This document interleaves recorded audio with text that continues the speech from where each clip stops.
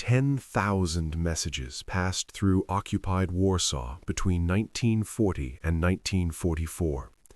They weren't transmitted by radio or hidden in hollowed books. They weren't coded in newspaper advertisements or smuggled in false-bottomed suitcases. They were written in plain sight, on surfaces German officers looked at directly, in locations the Gestapo visited daily.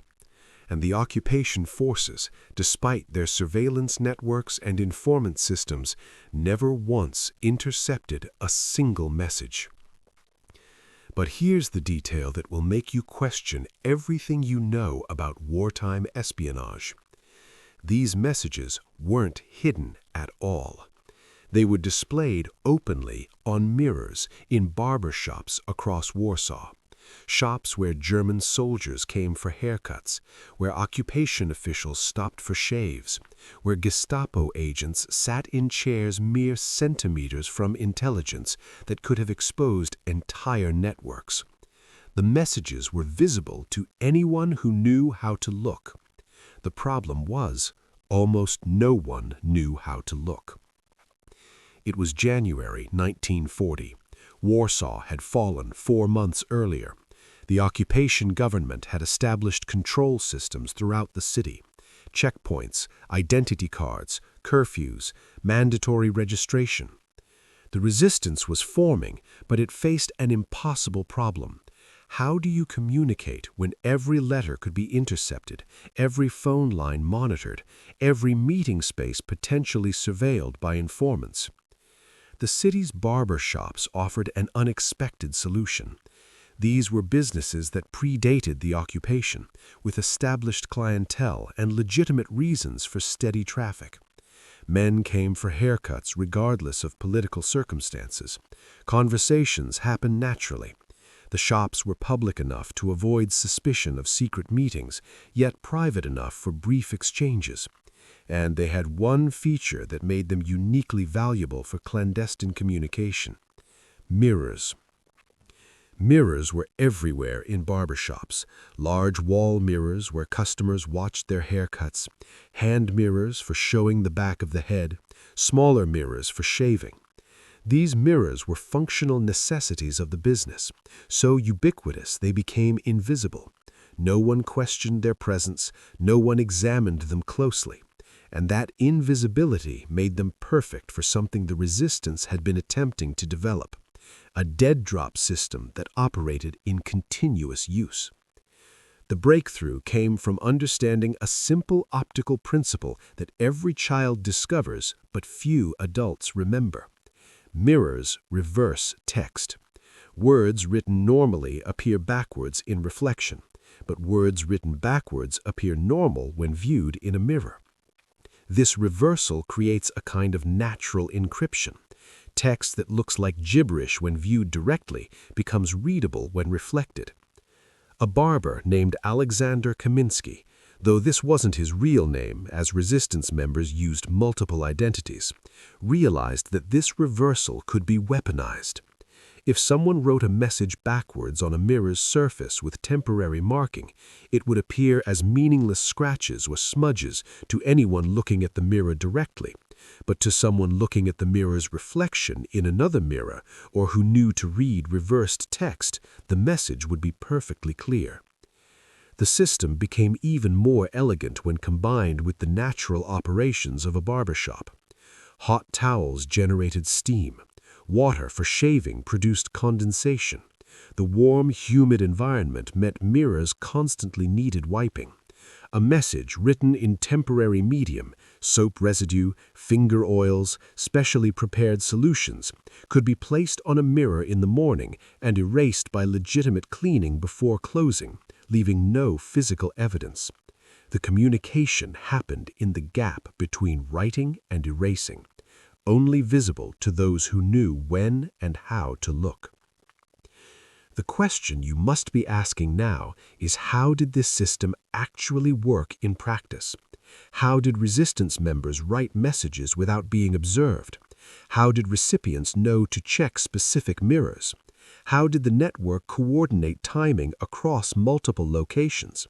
And how did this operation survive for 4 years in a city where the Gestapo conducted regular raids on businesses suspected of resistance?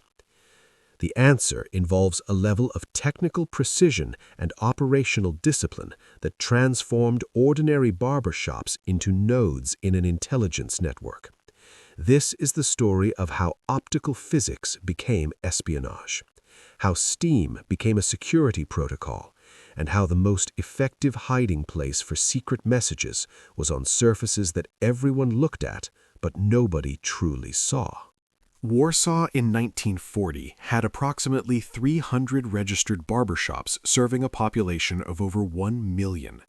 These establishments occupied a unique social position in the urban landscape. They were simultaneously public and private, formal and intimate, visible and overlooked. Men from all social classes visited barbers regularly, creating natural traffic patterns that didn't arouse suspicion regardless of who entered, when they arrived, or how long they stayed. The typical Warsaw barbershop was a small storefront operation, often occupying ground floor spaces in residential or mixed-use buildings. The standard layout featured 2 to 4 chairs arranged against walls, large mirrors mounted behind each station, a waiting area with benches and newspapers, and a back room for supplies and personal effects. This architectural configuration created natural zones of visibility and concealment that would prove strategically valuable for clandestine operations. The physical arrangement of barbershops provided inherent operational security advantages. Customers in chairs faced mirrors, watching their own reflections rather than observing other patrons. This self-focused positioning meant people rarely noticed who else was present or what others were doing. The barber stood behind his customer, his hands occupied with scissors and razors, his position allowing him to see the entire shop through mirror reflections without obviously watching. He could monitor entrances, observe customers, and detect potential threats while appearing completely focused on his professional task. The social protocol of barbershops further enhanced their utility for resistance purposes. Conversations were expected but constrained by social convention. Men discussed news, weather, sports, safe topics that provided acoustic cover without inviting deep inquiry or revealing personal information. Political discussions occurred but remained carefully coded, ambiguous enough to avoid obvious sedition. The noise environment, scissors clicking, water running, multiple simultaneous conversations, created natural acoustic masking that made precise listening difficult even for those attempting surveillance. German occupation forces frequented these shops extensively, creating an ironic dynamic that actually enhanced the shop's utility for resistance operations. Wehrmacht officers maintained strict grooming standards and needed regular haircuts. Gestapo agents and administrative personnel used barber services to maintain professional appearances. For occupation officials, finding a German-speaking barber who understood proper military haircut styles became a valued resource. This regular German patronage paradoxically enhanced the shop's legitimacy in occupation eyes. Establishments serving German clients were assumed to be politically reliable, less likely to harbor resistance activity. The business model itself provided perfect cover for irregular activities. Barbers had legitimate reasons to maintain various supplies, soaps, oils, cleaning solutions, towels, that could serve dual purposes without arousing suspicion. They had valid reasons to clean mirrors constantly, to handle steaming towels, to move between back rooms and public areas, to generate humidity and vapor as part of normal operations. Every action required for maintaining a clandestine communication system could be explained as routine business maintenance. Timing patterns in barbershops were both predictable and varied, creating operational opportunities. Morning rush brought workers seeking quick trims before their shifts, creating busy periods with multiple customers and high turnover. Midday saw businessmen and professionals with more flexible schedules. Late afternoon attracted those finishing work. Evening hours served a different clientele entirely, men with leisure time, students, those avoiding daytime exposure. This natural variation in customer flow meant resistance members could visit at specific times when particular contacts would likely be present, or avoid times when known informants typically appeared. The shops were also too numerous and too essential to shut down or monitor comprehensively. The occupation government couldn't close all barbershops without creating visible disruption to daily life and undermining the appearance of normalcy they sought to maintain. They couldn't station observers in every establishment continuously. There were simply too many, employing too many people, serving too many customers daily. The Gestapo had finite surveillance resources and had to prioritize targets. Individual barbershops, absent specific evidence of resistance activity, remained low on the surveillance hierarchy. This created gaps in the occupation's panopticon, blind spots where resistance operations could occur. Hundreds of legitimate customers passed through barbershops daily for completely ordinary reasons, creating a high noise-to-signal ratio that made identifying resistance visits nearly impossible without prior intelligence. Even if informants reported suspicious behavior, the volume of innocent activity provided cover and plausible deniability. The shops also offered what intelligence professionals call operational flexibility, multiple valid reasons for the same person to visit repeatedly. A man could return to the same barber weekly for maintenance trims, bi-weekly for fuller cuts, or irregularly based on personal preference. No visit pattern appeared inherently suspicious because grooming needs varied naturally between individuals. This flexibility allowed resistance members to establish regular contact with specific shops without creating observable patterns that surveillance could detect. Perhaps most importantly, barbershops provided plausible deniability for anyone observed entering or exiting. If a resistance member was seen visiting a barbershop, the explanation was obvious and physically verifiable. They got a haircut. The evidence of shorter hair proved the legitimate purpose. Even if the visit included checking a mirror message or passing intelligence, the primary purpose remained defensible under questioning. This unique combination of factors, predictable yet varied traffic, natural acoustic and visual privacy, essential service status that prevented closure, legitimate German patronage that enhanced credibility, necessary supplies that could serve dual purposes, and perfect, plausible deniability made barbershops ideal infrastructure for resistance communication networks. The challenge facing the Warsaw Underground was developing a method that exploited these inherent advantages while leaving absolutely no physical evidence that could survive even cursory inspection. Mirror writing, text written in reverse so it appears correct when reflected, has existed for centuries. But the Warsaw Resistance transformed this optical curiosity into a functional wartime communication system. The principle was elegantly simple, requiring no complex technology or specialized equipment, only understanding of how mirrors reverse what they show. The fundamental physics involved basic optical reversal. Normal text written on a mirror surface appears backwards when viewed directly, each letter reversed, words reading from right to left. But that same text, when viewed in another mirror's reflection, appears correct and readable. The second reversal cancels the first, restoring normal orientation. This created a natural encryption layer. Messages that looked like meaningless scratches or random marks to casual observers became clear intelligence to those who understood the viewing technique. The resistance developed rigorous training protocols for operatives who would write these messages. Learning to write backwards fluently required practice and spatial reasoning skills. Trainees began by writing simple letters and numbers in reverse, then progressed to words and short phrases. The goal was achieving fluency, the ability to write reversed text as quickly and naturally as normal script without conscious translation. Most operatives achieved basic proficiency within 2 to 3 weeks of daily practice. The training involved writing on paper first, checking accuracy using hand mirrors, then gradually increasing speed and complexity. Some individuals, particularly those who were naturally left-handed or had artistic training involving spatial manipulation, found mirror writing surprisingly intuitive. Others struggled initially, but improved through repetition until reversed text flowed automatically from their hands. The writing medium presented critical technical challenges. It needed to be visible enough for recipients to read, but temporary enough to erase completely without obvious cleaning effort. It needed to adhere to glass without permanent marking, remain stable long enough for message transmission, but degrade predictably when exposed to moisture. The resistance experimented extensively before developing optimal formulations. The final solution used soap-based compounds mixed with specific oils and glycerin. When applied thinly to mirror glass using cloth or fingertips, these mixtures left translucent residue, barely visible when looking at the mirror directly from normal viewing angles, but clearly readable when viewed through reflection or from acute angles where light caught the residue differently.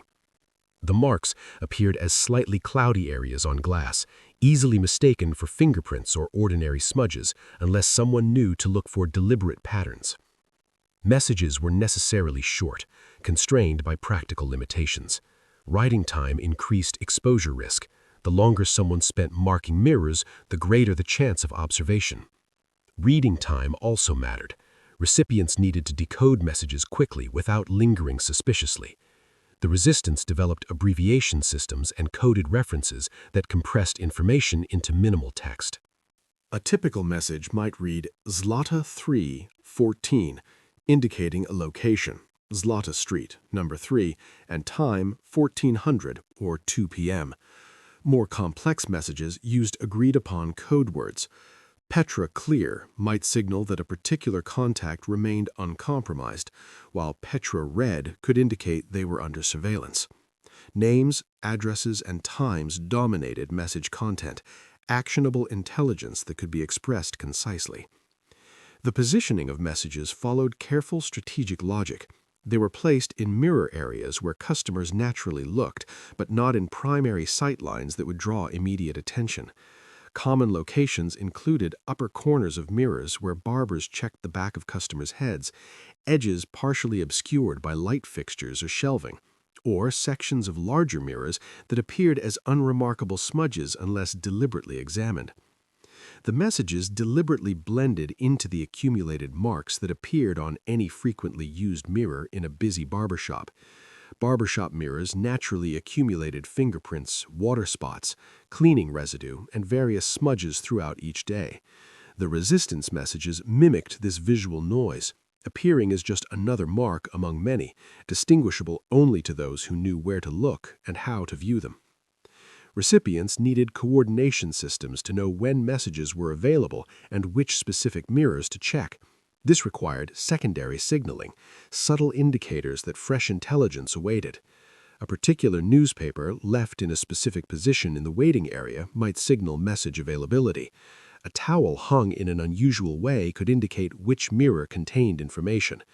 Chalk marks on nearby building walls, changed positions of shop fixtures, or other environmental modifications served as meta-messages about message presence. Reading the messages required developed technique. Some operatives carried small hand mirrors concealed as grooming tools, using them to view wall mirror reflections and decode reversed text. This method was reliable but required physical manipulation that could draw attention if observed. Others trained themselves to read mirror text directly without reflection aids, their visual processing adapting to recognize reversed characters. The most skilled could scan a message in seconds, memorize the essential content, and leave without any obvious unusual behavior. Advanced operatives learned to read mirror text peripherally, appearing to examine their own reflections while actually processing nearby messages. This technique required extensive practice, but provided maximum operational security. The operative appeared to be narcissistically checking their appearance while actually receiving intelligence. The system's elegance lay in hiding communication in plain sight through optical manipulation. German officers sat in barber chairs looking at mirrors that contained intelligence about Wehrmacht movements, their eyes passing over the marks without recognizing them as deliberate communication. Gestapo agents examined their reflections in glass surfaces marked with resistance locations, unable to decode what they were literally looking at because they lacked the conceptual framework, the knowledge that mirrors could be writing surfaces and that reversal could be encryption. The brilliance of the mirror message system required equally elegant destruction protocols. Messages left indefinitely would eventually be discovered during Gestapo inspections, exposing the entire network. The solution came from understanding the barbershop environment itself and exploiting the natural physics of condensation and moisture interaction with the soap-based writing compounds.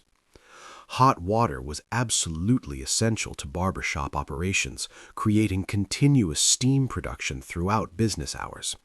Barbers used hot water for multiple purposes: softening facial hair before shaving by applying heated towels, warming lather for traditional straight razor shaves, cleaning combs and scissors between customers, sanitizing equipment according to hygiene regulations, and washing hands frequently throughout the day.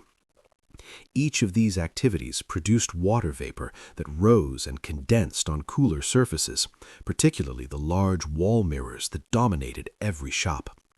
Warsaw's climate, cold winters and moderate summers, meant shop interiors were often cooler than the steam-heated water barbers used. This temperature differential caused immediate condensation.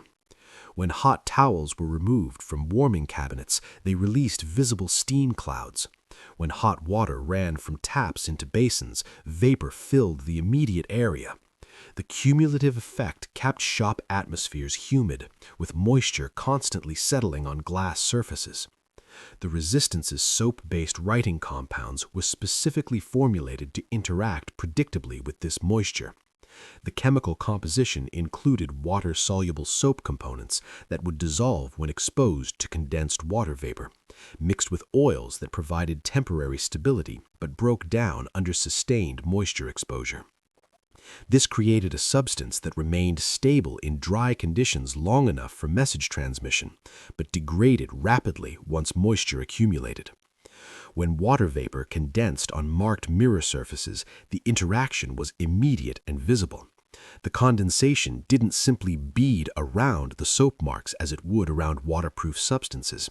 Instead, it actively dissolved the residue, causing the marks to blur, run, and dissipate. Within 5 to 10 minutes of exposure to significant steam, messages became illegible, the formerly clear reversed text degrading into meaningless streaks.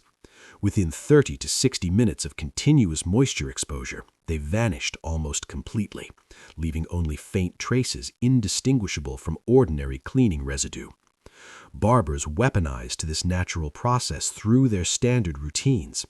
After a Resistance operative departed following a message check, the barber would simply continue normal operations that inherently produced the steam needed for evidence destruction. He would prepare hot towels for the next customer, generating fresh steam clouds. He would run hot water for shaving preparations, increasing atmospheric humidity. These weren't suspicious activities requiring explanation. They were the fundamental tasks of barbering, performed dozens of times daily. The deliberate wiping of mirrors with damp cloths, a legitimate hygiene practice customers expected, ensured thorough message destruction. Barbers would clean mirrors between customers or during slow periods, using cloths dampened with warm water. This wiping motion physically removed soap residue, while the moisture dissolved what remained. The cleaning appeared as nothing more than maintaining professional standards of shop cleanliness. The timing protocols were carefully calculated through experimentation. The Resistance determined that messages placed early morning, before German customers typically arrived, would remain readable for approximately 2 to 3 hours under normal shop conditions. This window allowed designated Resistance members to check messages during mid-morning periods, when they could plausibly visit barbers without drawing attention. After this check period elapsed, the combination of ambient humidity and deliberate cleaning operations would erase evidence. The system incorporated redundancy through natural environmental degradation. Even if a barber forgot active erasure procedures or was prevented from cleaning by unexpected circumstances, the shop's inherently humid environment would gradually degrade messages through passive moisture exposure. By evening closing time, most messages had faded significantly through ambient condensation alone.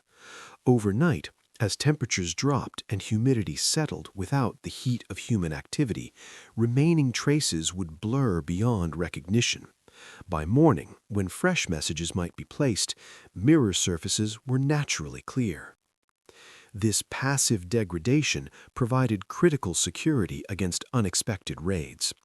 If Gestapo agents burst into a shop immediately after message placement, the evidence would still exist. But within minutes, the body heat and breath of multiple people in a confined space would raise humidity levels, initiating the degradation process. The very act of interrogation, which typically involved raised voices, physical exertion, and emotional stress that produced perspiration and heavy breathing, accelerated moisture accumulation. Evidence literally evaporated during the investigation meant to preserve it. Barbers also used steam tactically during inspections. When German authorities entered for routine checks or specific investigations, standard hospitality involved offering refreshment, typically hot tea or coffee, which conveniently required boiling water and produced substantial steam. The act of being a gracious host became an act of evidence destruction. Barbers would also offer hot towels to German officers as a gesture of respect and service, generating immediate steam clouds that obscured mirror surfaces while appearing as nothing more than professional courtesy. The chemistry involved was remarkably simple. Soap dissolved in water, steam provided water in vapor form, and glass surfaces facilitated the interaction. No complex technology was required, no specialized equipment needed.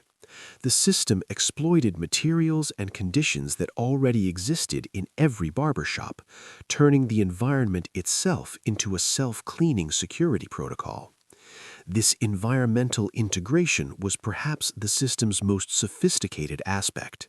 The destruction mechanism wasn't a separate procedure requiring suspicious behavior. It was embedded in the normal operation of the business. Evidence disappeared not through deliberate destruction that could be observed and questioned, but through the ordinary activities that customers expected and German authorities considered completely innocent. The barber shop itself became the security system, automatically erasing messages through the very processes that made it a barber shop. Between January 1940 and July 1944, a period of 54 months, the Warsaw barbershop network processed approximately 10,000 individual intelligence communications. This figure represents documented estimates compiled from fragmentary post-war resistance records, survivor testimony, and operational reports that survived the war. Historians acknowledge the actual total was almost certainly higher given the operational security practices that prevented comprehensive documentation and the destruction of records during the Warsaw Uprising and subsequent German demolition of the city. The network encompassed roughly 40 barbershops distributed strategically across Warsaw's various districts. The distribution wasn't random, but carefully planned to provide geographic coverage of areas with significant resistance activity, Jewish populations requiring protection, and German administrative presence requiring monitoring. Shops were selected in working-class neighborhoods like Praga and Wola, commercial districts near Marszałkowska Street, and residential areas throughout the city center. Not every barbershop in Warsaw participated in the network. Recruitment required extraordinarily careful vetting. Barbers had to demonstrate reliability through existing resistance connections, possess emotional discipline to maintain the deception under pressure, show technical aptitude for learning mirror writing, and have shops with appropriate physical layouts and customer flow patterns. A single compromised barber could expose the entire system through interrogation, so recruitment criteria were rigorous and recruitment proceeded slowly through trusted personal networks. The distributed network structure provided critical redundancy and security. No single location became an irreplaceable node whose loss would collapse the system. If one location was compromised through informant reports, Gestapo raids, or barber arrest, the other 39 shops continued operating. Intelligence could route around damaged sections of the network, with operatives redirected to alternative shops when primary contacts became unavailable. This resilience allowed the system to survive multiple security incidents without systematic failure. The content of messages varied according to operational requirements and evolved as the resistance's priorities shifted throughout the occupation. Location information dominated early network usage: addresses of safe houses where hunted individuals could shelter, meeting points for resistance gatherings, dead drop sites for document or weapon transfers. These messages were formatted with extreme brevity. Zlata 3 Apt 7 might indicate a safe house location, while Ogród Saski 1500 North Gate could specify a meeting point and time. Warning messages represented another critical category serving immediate protective functions.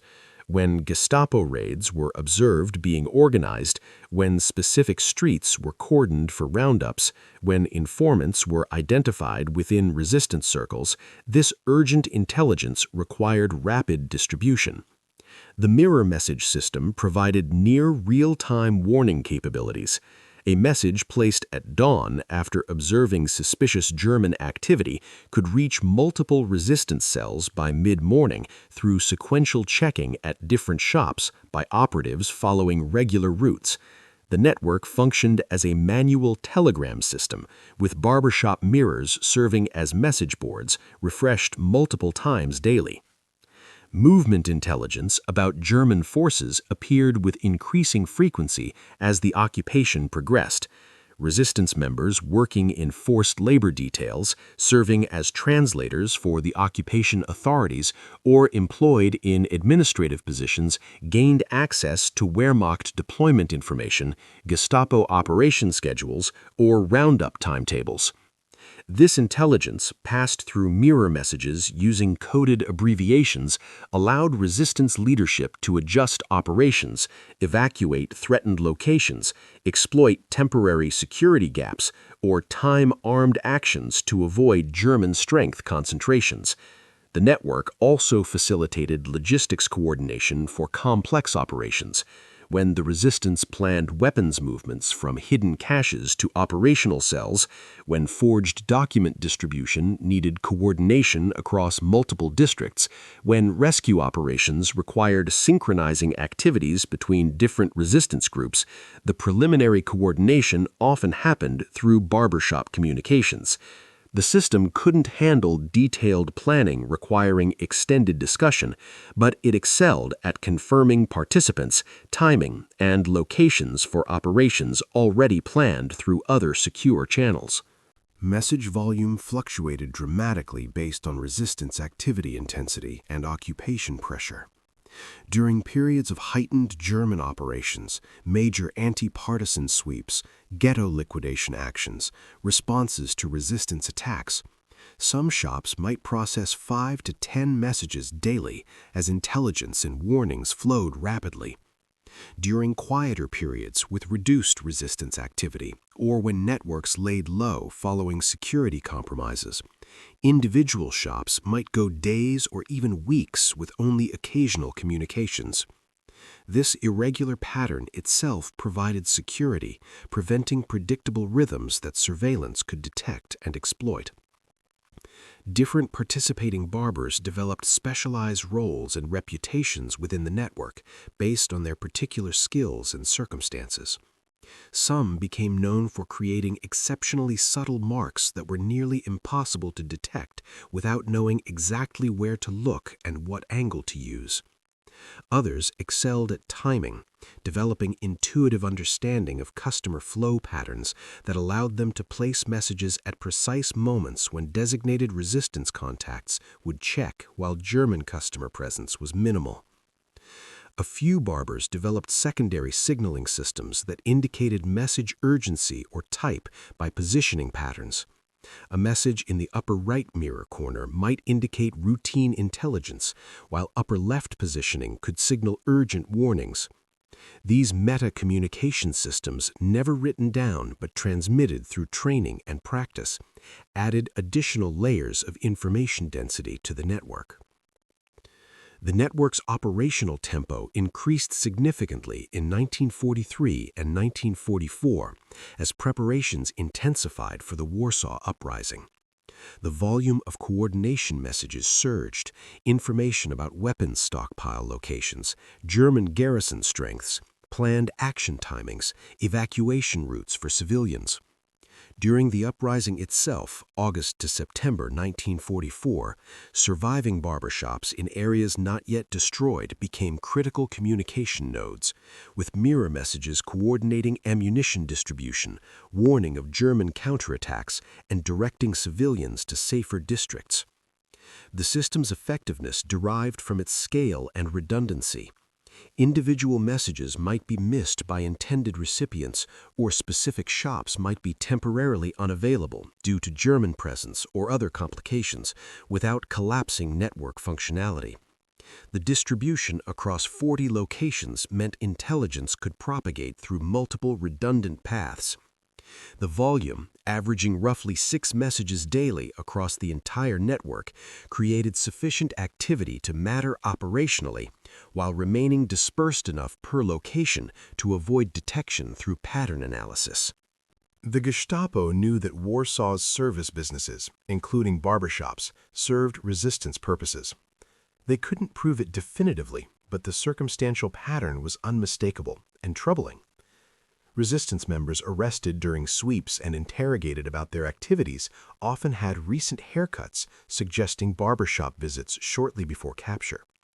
Informants embedded in various neighborhoods reported observing suspicious behavior, conversations that ceased abruptly when Germans entered shops, customers who seemed more interested in examining mirrors than receiving grooming services, barbers who appeared nervous during German patronage.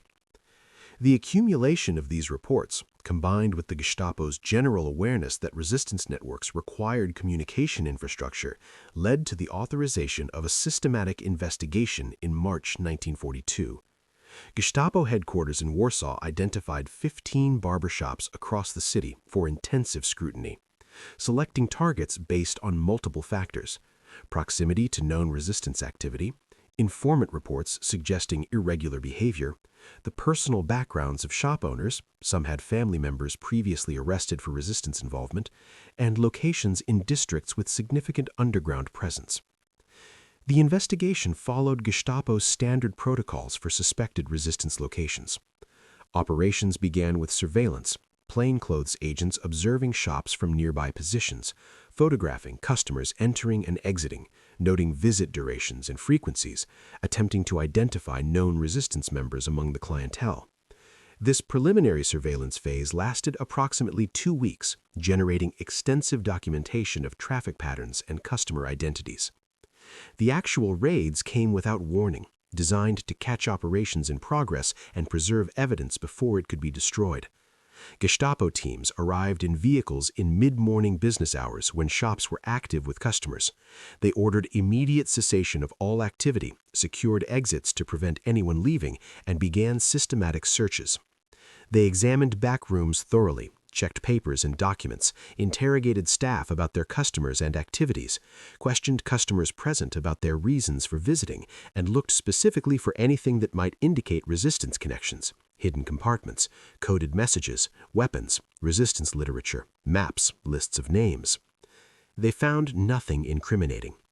The mirror surfaces showed exactly what investigators expected to see in any busy barbershop: accumulated smudges, fingerprints, cleaning residue, occasional water spots, and the general grime of daily use. Nothing resembled writing, coded messages, or deliberate communication. When questioned, barberists explained visible marks as simple dirt requiring cleaning, which they proceeded to demonstrate by wiping surfaces with damp cloths as part of routine maintenance.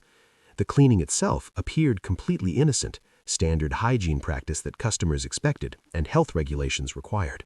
When Gestapo agents examined mirrors closely, they lacked the conceptual framework necessary to recognize what they might be seeing.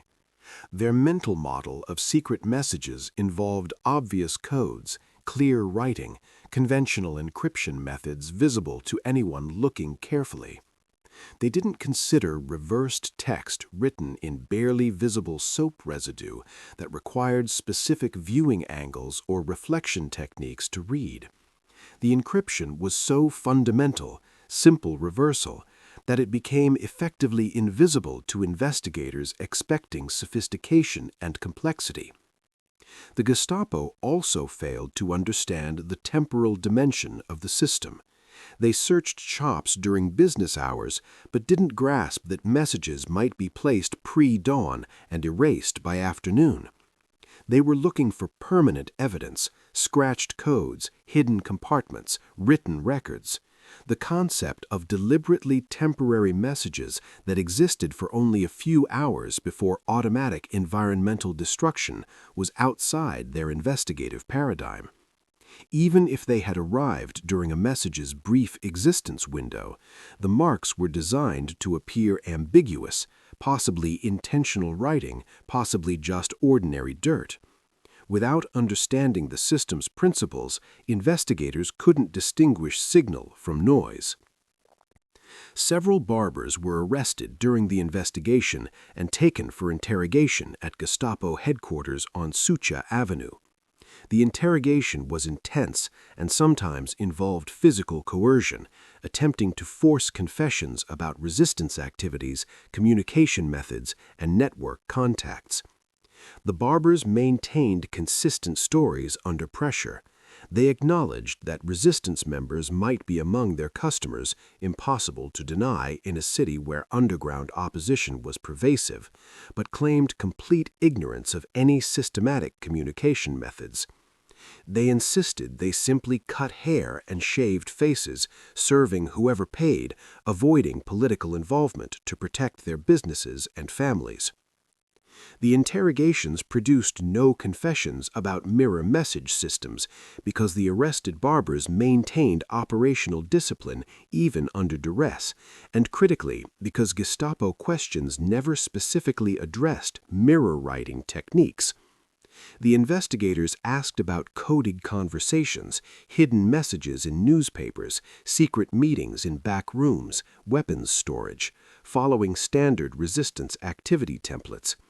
They never asked, do you write backwards on mirrors using soap compounds that dissolve in steam, because that specific technique was outside their knowledge base. The investigation concluded after 6 weeks with increased surveillance measures but no breakthrough.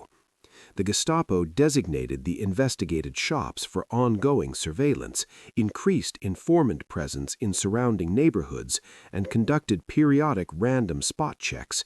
But they identified no systematic communication method, made no arrests that damaged network structure, and ultimately treated the investigation as inconclusive. Suspicious activity possible, but unproven. The network adapted to this heightened scrutiny by temporarily reducing message frequency at the investigated shops, redistributing communications to non-investigated locations, and refining timing protocols to avoid periods when surveillance was most likely.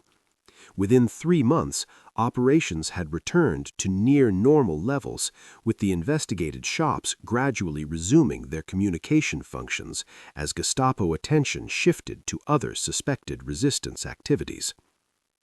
The investigation that should have exposed the mirror message system instead paradoxically validated its security design, demonstrating that even when actively sought by trained investigators with nearly unlimited authority, the system remained functionally invisible to occupiers who lacked the specific conceptual framework to recognize how mirrors could serve as temporary writing surfaces and how optical reversal could function as encryption. The participating barbers themselves met varied fates, reflecting the broader tragedy of Warsaw's resistance. Some died during the uprising fighting. Many resistance members took up arms during those desperate weeks, regardless of their previous roles. Others perished in German reprisals following the suppression, executed in mass shootings, or sent to concentration camps. Some survived into Soviet occupation and the post-war period, carrying memories of their wartime service. A few emigrated in the years following the war, seeking lives elsewhere after the trauma of occupation and combat. Post-war documentation of the network remained fragmentary and incomplete for decades. Operational security during the war had necessarily prevented comprehensive record-keeping. Written records would have endangered the entire network if discovered. After the war, Poland's Soviet-dominated government was often hostile toward non-communist resistance activities, creating political incentives for silence about wartime underground operations not controlled by communist organizations. Many survivors chose not to discuss their resistance work publicly, fearing political persecution or simply wanting to move beyond traumatic memories. Only in the 1980s and 1990s, as Poland regained independence and political conditions allowed more open discussion of resistance history, did fuller accounts begin emerging. Historians conducted interviews with elderly survivors, collected fragmentary documentation that had been privately preserved, and began reconstructing the operational details of various resistance communication systems. The Mirror Code Network's story was gradually pieced together from these scattered sources, individual memories, partial records, cross-reference testimonies that revealed the scope and methods. The mirror writing technique itself entered intelligence history as a noteworthy example of low-technology tradecraft that achieved operational success through elegant simplicity. Post-war analysis by intelligence historians recognized the system as effective precisely because it required no complex equipment, no sophisticated materials, no advanced training, just understanding of basic optical physics and disciplined adherence to protocols. Military intelligence agencies studied it as demonstration that resistance communication didn't require radios, mechanical ciphers, or sophisticated cryptographic systems, just creativity in exploiting environmental conditions and enemy assumptions. The legacy was practical and methodological rather than celebrated or memorialized. The network wasn't dramatic or heroic in conventional narrative terms, no firefights, no daring escapes, no single pivotal moment that changed the war's outcome. Instead, it represented the daily, unglamorous, methodical work that characterized much actual resistance activity. Small messages passed reliably over extended periods, intelligence flowing despite occupation surveillance, communication persisting through systematic attention to technical detail and operational discipline. 10,000 messages, each one a small act of defiance, each transmission a calculated risk, each successful coordination a minor victory against the occupation apparatus.